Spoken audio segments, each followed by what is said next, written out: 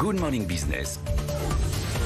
La bonne santé des entreprises françaises, selon les calculs du cabinet PwC, les entreprises du CAC ont publié en moyenne des résultats semestriels en progression de pratiquement 33% par rapport à 2019. Quant au chiffre d'affaires moyen, il reste en léger recul, moins 2,7% par rapport au premier semestre 2019. On va en parler avec Wilfried Galland, directeur de la stratégie chez Montpensier Finance. Bonjour Wilfried, merci d'être avec nous.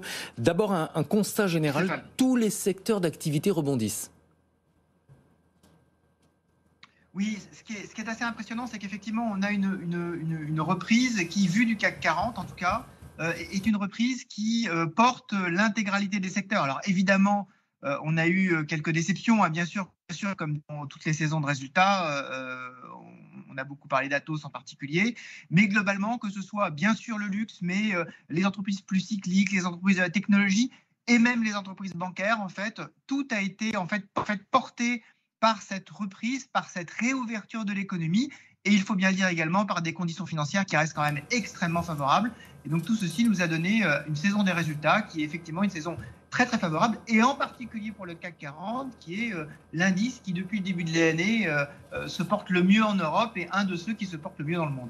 Par rapport à 2019, les bénéfices ont grimpé de quasiment 33%, mais le chiffre d'affaires, lui, le chiffre d'affaires moyen est en léger recul. Ça veut dire donc clairement que les entreprises ont surtout amélioré leurs marges. Oui, alors il y a ce constat-là, c'est-à-dire en fait il y a eu un travail très important pendant la crise qui a été fait sur justement la base de coûts, sur la base de coûts fixes. On avait d'énormes craintes sur la capacité de l'économie à reprendre, à rouvrir. Donc il y avait cette nécessité d'abaisser en fait les points morts, et donc qui ont véritablement fait l'objet d'un travail extrêmement important de la part des sociétés. Et puis on a eu une reprise peut-être plus importante que prévu. Et donc, on a cette augmentation de chiffre d'affaires souvent et cette augmentation de la marge. Ce que je retiens néanmoins, c'est quand même qu'on a une dispersion, une fragmentation qui est quand même très forte. Hein. Vous parlez du chiffre d'affaires, mais justement sur cette reprise d'activité par rapport à 2019, certains sont quand même très en retrait encore de 2019, ont du mal à accélérer véritablement la cadence. D'autres sont largement maintenant supérieurs. On a parlé beaucoup du luxe, hein, sur lequel on a véritablement des performances tout à fait exceptionnelles. On peut également parler de l'automobile, hein, qui s'en sort très bien, d'entreprises par exemple sur toute la rénovation énergétique, comme Saint-Gobain, qui est une des meilleures performances de la Bourse de Paris cette année, après avoir été très longtemps délaissées. Mais à l'inverse, on a quand même des sociétés qui ont plus de difficultés, hein, des sociétés sur lesquelles c'est plus compliqué. En matière de perspective, plus de la moitié des entreprises du CAC ont relevé leurs prévisions pour 2021, malgré les incertitudes sur le front de la crise sanitaire et malgré également la hausse du prix des matières premières. Oui, c'était une des inquiétudes. En fait, on avait globalement sur les marchés, on avait trois inquiétudes. Hein. On avait ce que j'appelle moi les trois pics, hein, le pic macro, le pic vaccin et le pic profit.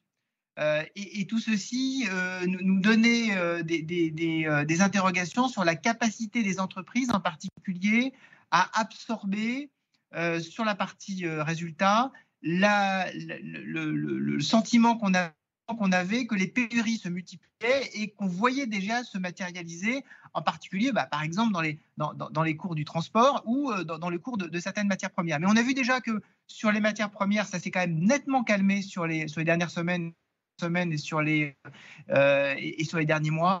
Même le pétrole désormais est stable, et on s'aperçoit que les entreprises arrivent à gérer à la fois ces pénuries et surtout à gérer les marges qui vont avec. Alors la question qui va se poser, c'est est-ce que ça va continuer? Est-ce que la mise sous tension d'un certain nombre de chaînes de valeur, en particulier, on en a beaucoup parlé sur la partie technologique, sur la partie des semi-conducteurs, est-ce que ça ne va pas désormais impacter quand même beaucoup plus fortement la vie globale des entreprises, leur capacité à sortir des profits? On a vu que même Apple aux États-Unis commence à se poser des questions. Il va falloir quand même suivre ça.